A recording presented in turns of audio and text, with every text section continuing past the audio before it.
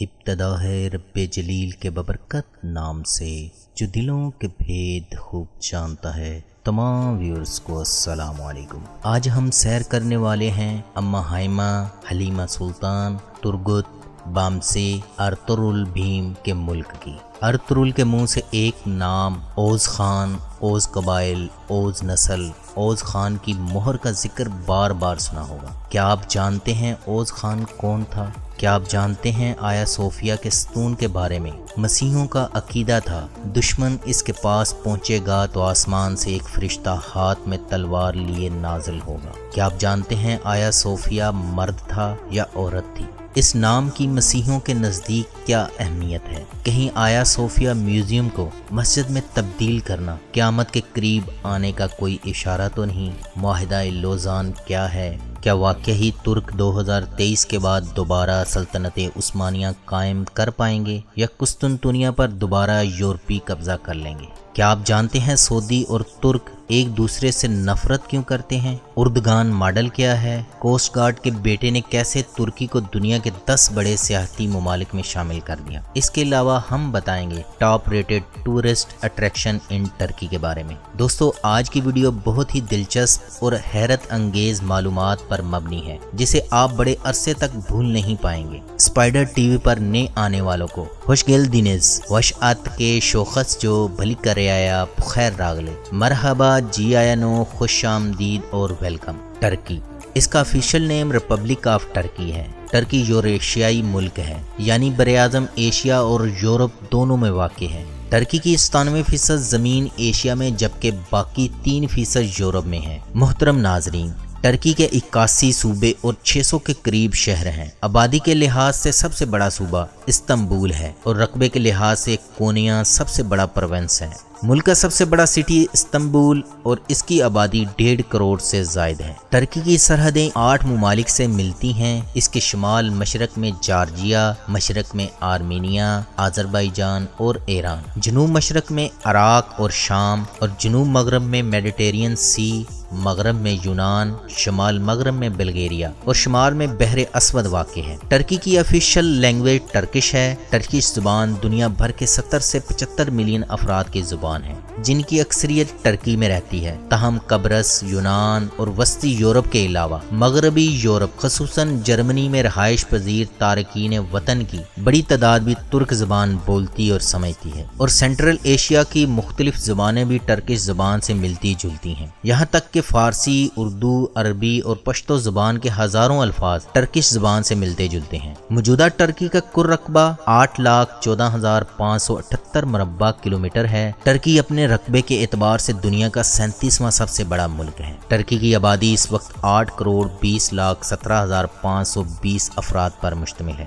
رجب Tayyip Erdogan 1954 میں Istanbul کی نواحی بستی قاسم پاشا کے کوسٹ گارڈ کے ہاں پیدا ہوئے۔ 1994 میں استنبول کے میئر بنے۔ اردگان نے شہر کی تعمیر و ترقی پر $4 بلین کی خطیر رقم خرچ کی، شہر کو پولوشن فری کر دیا۔ استنبول دیکھتے ہی دیکھتے ترکی کا پرامن اور ترقی یافتہ ترین شہر بن گیا۔ 14 مارچ 2003 کو ترکی کے وزیر اعظم بنے۔ ترک دلچسپ قوم ہے، یہ لوگ لبرل بھی ہیں اور مذہبی بھی، لہٰذا اردگان نے حالات کو دیکھتے ہوئے ایک دلچسپ ماڈل بنایا۔ یہ ماڈل آنے والے دنوں میں ترک ماڈل یا اردگان ماڈل کہلایا۔ انہوں نے چند ماہ میں پورے ملک میں گورننس کا سسٹم ٹھیک کر دیا۔ حکومتی نظام آن لائن ہو گیا۔ عوام کو اب سرکاری دفتروں میں دھکے نہیں کھانا پڑتے تھے۔ نئی سڑکیں بنی، ریلوے کا نظام ٹھیک ہوا، ٹرکش ایئر لائن بحال ہوئی۔ ٹرکش ایئر لائن یورپ کی بہترین اور دنیا کی 7ویں بڑی ایئر لائن بن گئی۔ پولیس کے محکمے کو فوج جتنی سہولتیں دی گئیں، حکومت نے ہاؤسنگ سیکٹر پر توجہ دی، ملک بھر میں تعمیرات شروع ہو گئیں۔ ترکی کے 500 چھوٹے بڑے شہروں کو تجاوزات سے پاک کر دیا گیا۔ ناپ تول میں گڑبڑ،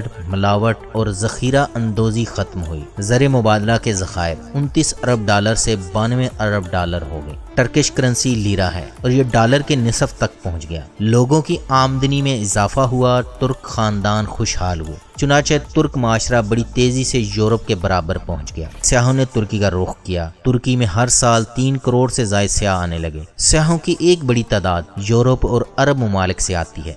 दुनिया में सियाहती इंडस्ट्री का वॉल्यूम 3000 अरब डॉलर है। सियाहत दुनिया में सबसे ज्यादा मुनाफा बख्श इंडस्ट्री है। उर्दगान ने 15 सालों में तुर्की को पूरी दुनिया के लिए खोल दिया। आज आर्मीनिया की सरहद से ईरान की सरहद और यूरोप की सरहदों से लेकर ब्लैक सी तक पूरे टर्की को देख लें, आपको हर शहर में सियाहों के ठट मिलेंगे। और तुर्की दुनिया के 10 बड़े सियाहती मुल्कों की फहरिस्त में शामिल है। मीडिया को इंडस्ट्री का दर्जा दे दिया। तुर्क ड्रामों ने पूरी दुनिया की मीडिया इंडस्ट्री पर पंजे गाड़ना शुरू कर दिए। इश्क ममनू, मैग्निफिसेंट सेंचुरी और मेरा सुल्तान और अब द्रिलिस अर्तुरुल ने पूरी दुनिया में ब्लॉकबस्टर कामयाबी के रिकॉर्ड तोड़े। पीटीवी यूट्यूब चैनल ने उर्दू में अर्तुरुल के तमाम रिकॉर्ड तोड़ डाले। इसे 1.5 अरब से ज्यादा लोग देख चुके हैं। इस चैनल के 8.5 मिलियन से ज्यादा सब्सक्राइबर हैं। द्रिलिस अर्तुरुल से लोगों को पता चला टर्किश में भाई को अर्किक करदश, बहन को किस करदश, बेटे को ओल, बेटी को किस एवलत, माँ को अना, वालिद को बबा, अदब के लिए भीम कहा जाता है। तैयब उर्दगान का ड्रामों के बारे में कहना है, जब तक शेर खुद अपनी तारीख लिखना शुरू नहीं करेगा तब तक उसके शिकारी हीरो बनाए जाते रहेंगे। तैयब उर्दगान का अगला टारगेट इस्लामी तशख्खुस की बहाली था। सूफी रक्स और तबलीग की इजाजत दे दी गई। स्कूलों में अरबी रस्मुल खत दोबारा मुतारफ करा दिया गया। मुल्क में शराब नोशी भी महदूद होती चली गई। पर्दे, हिजाब, बुरके और दाढ़ी से पाबंदी हटा ली गई। मदारस बहाल हो गए। मुल्क भर की मसाजिद आबाद कर दी गई। पूरी दुनिया उस वक्त हिल गई जब आया सोफिया म्यूजियम की 85 साल बाद दोबारा मस्जिद की हैसियत बहाल कर दी गई। आया सोफिया के बारे में मजीद जानने के लिए हमें तारीख में झांकना पड़ेगा। मोहतरम नाजरीन, इसकी तारीख बहुत पुरानी है। बहरे अस्वद के पानी की तह में इंसानी आबादी के आसार मिले हैं। माहिरीन के मुताबिक सैयदना नूह अलैहिस्सलाम के तूफान का जमाना भी यही है। मुमकिन है इस तूफान के बायस बहरे अस्वद की सतह बुलंद हुई हो और नूह अलैहिस्सलाम की पूरी कौम बहरे अस्वद में गर्क हो गई हो। जब हजरत नूह अलैहिस्सलाम का बेटा याफस मरने लगा तो उसने अपने बेटे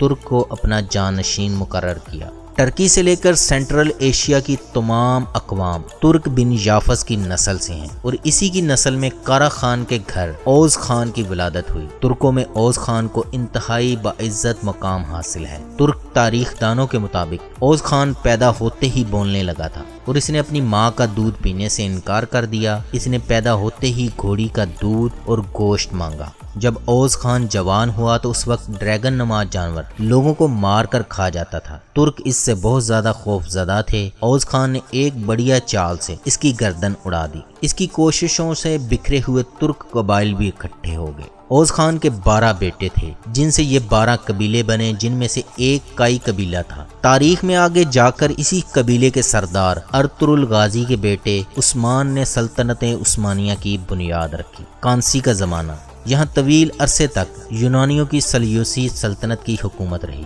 इसके कुछ अरसे बाद रूमियों ने इसे रूम का हिस्सा बना दिया। इसी दौर में सैयदना ईसा अलैहिस्सलाम की बेइज्जत हुई। जनाब ईसा अलैहिस्सलाम पर गिनती के चंद लोग ईमान लाए। यहूदियों ने ईसा अलैहिस्सलाम पर बगावत का इल्जाम लगाया। अल्लाह ताला ने ईसा अलैहिस्सलाम को आसमानों पर जिंदा उठा लिया। हजरत मरियम अलैहिस्सलाम हजरत ईसा के जिंदा आसमान पर उठाए जाने के बाद तुर्की शिफ्ट हो गई थी। आपका घर आज तक तुर्की में मौजूद है। 4वीं सदी ईस्वी में कस्टंटीन वो पहला रूमी बादशाह था जिसने कस्टंटाइन ओपल को रोम का दारुल हुकूमत बनाया। इसे शहरों की मलका कहा जाता था और कुरून वस्ता में यूरोप का सबसे बड़ा और अमीर तरीन शहर था। ये शहर एशिया और यूरोप के संगम और आबनाए बास्फोरस के किनारे आबाद दुनिया का वाहिद सिटी है जो 2 बड़े आजमों पर वाक़ है। ये दरअसल यूनानियों का आबाद किया हुआ शहर बाज़ंतीनम था। इसी वजह से रोमन बादशाहों को बाज़ंतीनी हुक्मरान कहा जाता है। कस्टंटीन जब कदीम रोमन शहनशाहियत के तख्त पर बैठा तो पूरे मुल्क में खाना जंगी अरूज पर थी। इसने एकदम ये ऐलान किया, ख्वाब में आसमान पर ईसाइयत का निशान चमकता हुआ देखा है, जिसकी ताबीर के नतीजे में इसने ईसाइयत कबूल कर ली। 312 ईस्वी में मुतहिदा रोम के तख्त पर जलवा गर हो सका। इसकी والدہ عیسائی راہبہ بن گئی اور وہ بیت اللحم فلسطین چلی گئیں، اور اس نے حضرت عیسیٰ علیہ السلام کی جائے پیدائش پر گرجا گھر تعمیر کیا۔ اس کی مزید تفصیل ٹریول ٹو اسرائیل پارٹ 2 میں ہم نے دی ہے، اور مسیحیت کی ترویج، مسیحیت کو سرکاری مذہب کی حیثیت دے دی۔ چرچ نے قدیم رومی مذاہب کے ماننے والوں کو ہر طریقے سے مسیحی بنایا، ان کے مندروں کو گرجا گھروں میں تبدیل کیا، پاگان عبادت پر پابندی لگا دی۔ اس طرح بہت سے نئے لوگوں نے ڈر کے مارے مسیحیت تو قبول کر لی، مگر فن تعمیر کے نام پر چرچ میں مقدس ہستیوں کی شبیہیں بنا کر بت پرستی کی بنیاد رکھی۔ یاد رہے اس وقت تک صلیب کی پوجا کا تصور بھی نہیں پایا جاتا تھا۔ اسی دور میں کچھ علماء نے ان بدعات سے بچنے کے لیے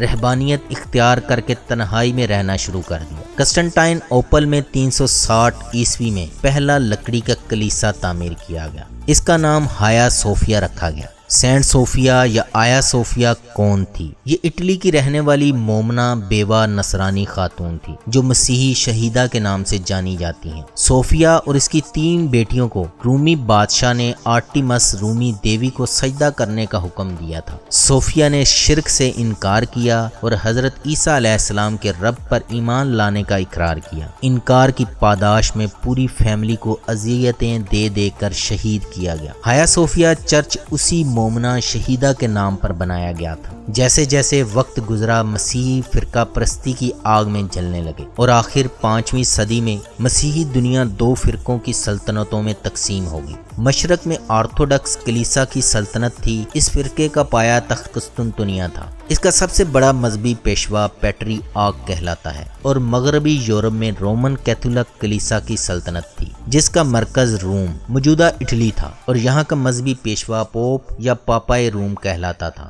آج بھی مغربی یورپ اور امریکہ والے رشین کو اچھا نہیں سمجھتے۔ اس کی بڑی وجہ وہ آرتھوڈکس مسیحی فرقے کے ماننے والے ہیں۔ آیا صوفیہ گزشتہ 2000 سال سے تاریخ کے لاتعداد مناظر دیکھ چکی ہے۔ 6 صدی میں لکڑی کا آیا صوفیہ گرجا گھر جل گیا تو اسی جگہ کیسر جسٹنٹین اول نے 532 میں آرتھوڈکس چرچ کے عالمی مرکز کے طور پر کلیسا کی عمارت کی پختہ تعمیر کرنا شروع کی۔ آیا صوفیہ کلیسا اس لحاظ سے بھی اہم تھا کہ وہ روم کے کیتھولک کلیسا ویٹیکن سٹی سے زیادہ قدیم، معتبر، متبرک سمجھا جاتا تھا۔ مسیحی دنیا اس کلیسا کو اپنی مقدس ترین عبادت گاہ سمجھا کرتی تھی، اور اس کی تعمیر 5 سال 10 مہینے میں مکمل ہوئی۔ اسے بزنطینی فن تعمیر کا نچوڑ سمجھا جاتا ہے، اور کہا جاتا ہے کہ اس کی تعمیر سے فن تعمیر کی تاریخ بدل گئی۔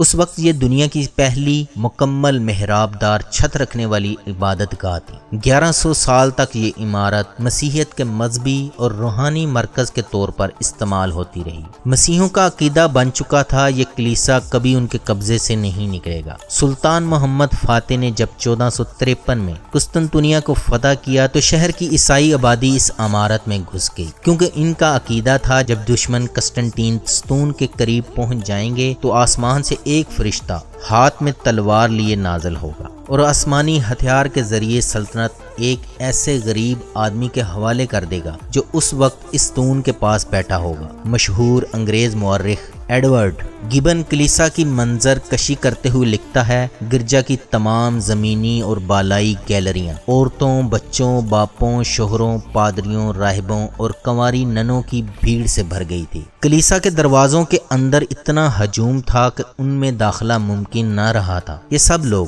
اس مقدس گنبد کے سائے میں تحفظ تلاش کر رہے تھے جسے وہ زمانہ دراز سے ایک لاہوتی عمارت سمجھتے آئے تھے، لیکن سلطان محمد فاتح اس ستون سے گزرتے ہوئے اس کے گنبد والے حال میں داخل ہوئے۔ نہ کوئی فرشتہ آسمان سے نازل ہوا اور نہ رومیوں کی شکست فتح میں تبدیل ہوئی۔ سلطان محمد فاتح نے فتح مکہ کی سنت کو دہراتے ہوئے کہا، آج تم سے کوئی مواخذہ نہیں، تم سب امان میں ہو۔ آیا صوفیہ میں موجود عیسائی خاندان جو اپنی موت اپنے سامنے دیکھ رہے تھے سلطان کے اس اعلان پر پھوٹ پھوٹ کر رونے لگ گئے، اور وہیں بہت بڑی تعداد نے اسلام قبول کر لیا۔ یہی وجہ ہے کہ قسطنطین اوپل جو کبھی عیسائی تہذیب کا مرکز تھا، آج وہاں صرف 0.2% مسیحی ہیں۔ سلطان محمد فاتح نے کہا، چونکہ یہ شہر ہم نے حضرت عمر کے عیسائیوں سے معاہدے کے تحت بیت المقدس حاصل کرنے کی طرح حاصل نہیں کیا بلکہ لڑ کر فتح کیا ہے، ہم جمعہ کی نماز یہاں ادا کریں گے۔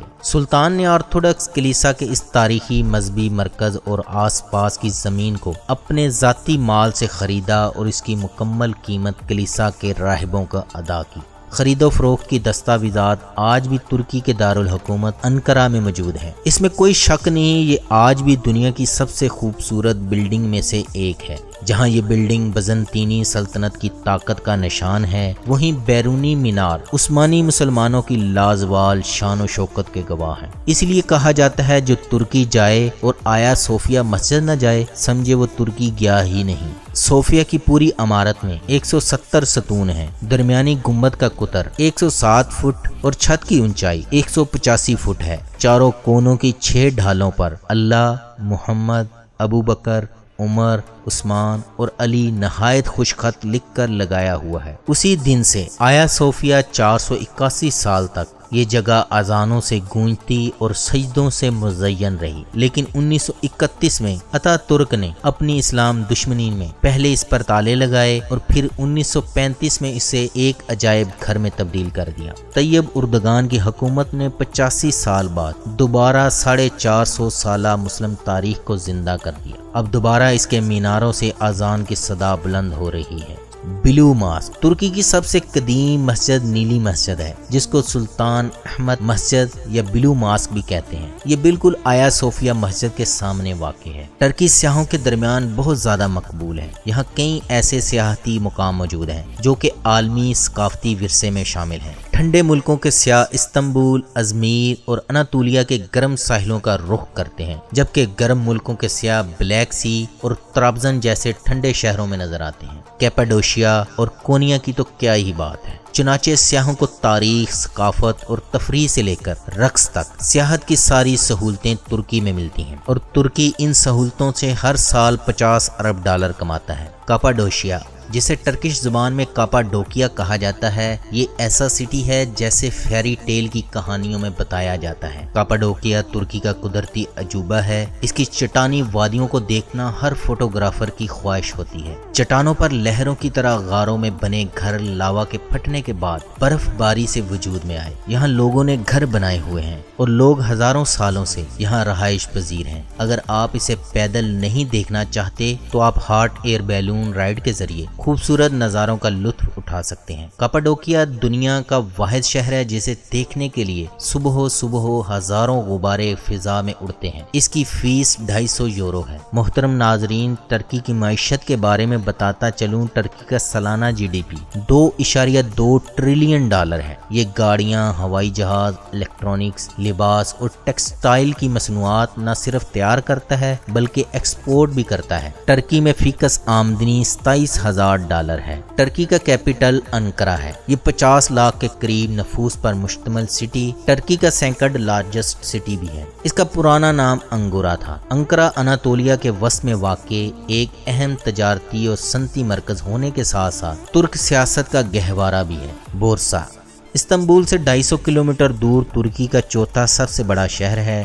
اپنے باغات کے باعث یہ شہر یشل بروسا یعنی سبز بروسا کے نام سے جانا جاتا ہے۔ یہ شہر اپنی برفانی تفریح گاہوں، عثمانی سلطانوں کے مزارات اور زرخیز میدانوں کے باعث بھی مشہور ہے۔ ناران کی طرح ٹھنڈا علاقہ ہے۔ اسی شہر سے ترکی کی 70% آبادی کو پانی کی فراہمی ہوتی ہے۔ بورسا کی وجہ شہرت ایک بہت بڑا چنار کا درخت ہے جس کی عمر 700 سال کے قریب ہے۔ اسی چنار کے درخت کے سائے میں 1326 میں ارطغرل غازی کے بیٹے عثمان غازی نے سلطنت عثمانیہ کی بنیاد رکھی تھی۔ 1326 میں یہ شہر سلطنت عثمانیہ کا دارالحکومت بنا اور 1365 میں اردنا کی فتح تک اسے یہ اعزاز حاصل رہا۔ ایفسس رومن شہروں میں سے ایک ہے۔ ایفسس کھنڈرات، یادگاروں، سنگ مرمر سے بنی سڑکوں کا شہر ہے۔ رومن سلطنت کے سنہری دور کی زندگی کیسی تھی جاننے کی بہترین جگہ ہے۔ توپ کاپی پیلس توپ کاپی محل یقین سے بالا تر محل آپ کو بادشاہوں کی بے چین تصوراتی دنیا میں لے جائے گا۔ اس کا انٹیریئر ٹائل اور شاہانہ زیورات سے سجا ہے۔ یہاں پہنچ کر آپ کو سلطنت عثمانیہ کی شان و شوکت کا صحیح اندازہ ہوگا۔ یہیں پر بیٹھ کر ترک عثمانی سلطان یورپ افریقہ سے مشرق وسطیٰ تک حکومت کرتے تھے۔ پاموکلے، جسے انگلش میں کاٹن کاسل کہا جاتا ہے، یعنی روئی کا قلعہ، ترکی کے سب سے مشہور قدرتی عجائبات میں سے ایک ہے، جو دیکھنے والوں کی آنکھوں کو قدرت کے شاہکار پر بے ساختہ سبحان اللہ کہنے پر مجبور کرتا ہے۔ سورج ڈھلتے ہی ٹیورٹائن چمکنے لگتے ہیں اور تصاویر بنانے کے شوقین شام کو وزٹ کرتے ہیں۔ یہاں ہیری پولس کے کھنڈرات کے نظارے اور دنیا کے قدیم ترین سپا سینٹر کا لطف بھی اٹھا سکتے ہیں۔ سمیلا مونسٹری، سمیلا خان کا بحیرہ اسود کے ساحل کے ساتھ پہاڑی کے دہانے پر بنی خانقاہ ہے۔ یہ مسیحی زائرین کے لیے ایک ستارے کی طرح توجہ کا مرکز ہے اور اس کے بارے میں خیال کیا جاتا ہے کہ مریم علیہ السلام یہاں عبادت کیا کرتی تھی۔ ماؤنٹ نیمروٹ مشرقی ترکی کے لیے سر فہرست گھومنے والی جگہوں میں سے ایک ہے۔ نیمروٹ کی پہاڑی چوٹی میں بڑی تعداد میں مجسموں کی ٹوٹی ہوئی باقیات بکھری ہوئی ہیں۔ یہ عجیب و غریب اور تنہا جگہ ترکی کے سب سے عجیب آثار قدیمہ میں سے ایک ہے۔ دیو ہیکل بڑے بڑے دیوتاؤں کے بنجر چوٹی پر پڑے سر اس بات کا اعلان کرتے ہیں اس کائنات کا مالک ہے اللہ ہے، جو ازل سے ابد تک ہے، جسے موت نہیں آتی، جسے اونگ نہیں آتی، جسے کوئی زوال نہیں ہے۔ دوستو، مغربی طاقتیں 2023 سے خوف زدہ کیوں ہیں؟ معاہدہ لوزان کیا ہے؟ اس معاہدے کے تحت تینوں براعظموں میں خلافت عثمانیہ کی املاک ضبط کر لی گئیں، سلطان کے خاندان کو جلا وطن کر دیا گیا، ترکی کو ایک سیکولر سٹیٹ قرار دے دیا گیا، ترکی پیٹرول کے لیے ڈرلنگ نہیں کر سکتا تھا، باسفورس عالمی سمندر شمار ہوگا اور ترکی کسی بحری جہاز سے ٹیکس وصول نہیں کر سکے گا۔ باسفورس کی اہمیت کا اندازہ اس بات سے لگایا جا سکتا ہے کہ یہ عالمی تجارت میں ریڑھ کی ہڈی کی حیثیت رکھنے والی نہر سویز کے ہم پلہ قرار دی جاتی ہے۔ طیب اردگان واضح کر چکے ہیں، ہم پیٹرول بھی نکالیں گے اور ایک نئی نہر بھی کھودیں گے۔ اسپینڈوس انطالیہ کے بالکل جنوب میں رومن تھیٹر آف اسپینڈوس ہے، جہاں رومی دور کے وزراء جشن منایا کرتے تھے۔ کلاسیکل ایج تھیٹر قدیم نوادرات کے ستاروں کی طرح نگاہوں کا مرکز ہے۔ کروزنگ دا میڈیٹرینین بحیرہ روم کا سفر کرنے کے لیے ترکی کی بہت بڑی ساحلی پٹی موجود ہے، جہاں بہت سے ٹورسٹ اسپاٹ موجود ہیں۔ ایک مشہور سفر بلو کروز کے نام سے بھی جانا جاتا ہے اور ساحل کے نیچے فتح سے جنوب کے ساحل تک اولمپس کے قریب اترنے تک کا سفر کہلاتا ہے۔ دوستو، ٹرکش فوڈ کے بارے میں آپ کو بتاتا چلوں، ویسے تو ترک قوم کا کھانا باربیکیو کے ساتھ ساتھ سبزیاں، سلاد، پراٹھا اور پنیر ہوتا ہے۔ جب بھی آپ ترکی جائیں، گرم گرم آلو اور پنیر کے پراٹھے جو ترکوں کے مرغوب اسنیک ہیں ضرور کھائیں۔ اگر آپ کافی کے شوقین ہیں تو ٹرکش کافی کا پہلا گھونٹ آپ کو ہلا دے گا۔ عام کافی سے 5 گنا زیادہ کڑوا، یہ ٹیسٹ ہر کسی کے بس کا نہیں، یہ بغیر چینی کے پی جاتی ہے۔ دوستو، جس طرح عربوں کو اونٹ کا گوشت اور اونٹنی کا دودھ پسند ہے، ترکوں کو گھوڑے کا گوشت اور گھوڑی کے دودھ کی چائے بہت مرغوب ہے۔ اسی وجہ سے ترک قوم بہادر اور دوستوں کی قدر کرتی ہے۔ خصوصاً ہر ترک پاکستان اور پاکستانی قوم کا بہت احترام کرتا ہے۔ آپ جس ترک سے بھی ملیں اور بتائیں ہم پاکستان سے آئے ہیں تو وہ آپ سے گرم جوشی سے ہاتھ ملائے گا۔ ریسٹورانٹ میں چند اضافی آئٹم مفت پیش کریں گے۔ یہاں لڑکیاں 21 سال کی عمر میں شادیاں کرتی ہیں۔ یہاں کی اوسط عمر 76 سال ہے۔ لونڈینز ناقابل یقین بلیو واٹر، قدموں میں لش گرین جنگلات، بھیڑ سے بھرپور سفید چمکتی سریت والے ساحل کا لطف پیرا گلائیڈنگ کے ذریعے لینے کے لیے فتح کے قریبی چوٹی پر دنیا کے سب سے بڑے پیرا گلائیڈنگ سپاٹ بابا داغ پر پہنچیں اور جادوئی نظاروں کا پیرا گلائیڈنگ کے ذریعے آسمانوں میں اڑتے ہوئے نظارہ کریں۔